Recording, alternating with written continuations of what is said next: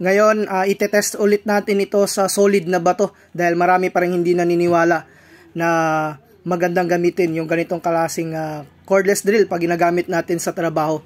So hindi lang po ito pang concrete, pambakal, pangkahoy. Ngayon solid na bato para makita po ninyo kung gaano katigas yung bato na i-drill po natin na gamit yung ating Tanzo na 10mm na cordless drill.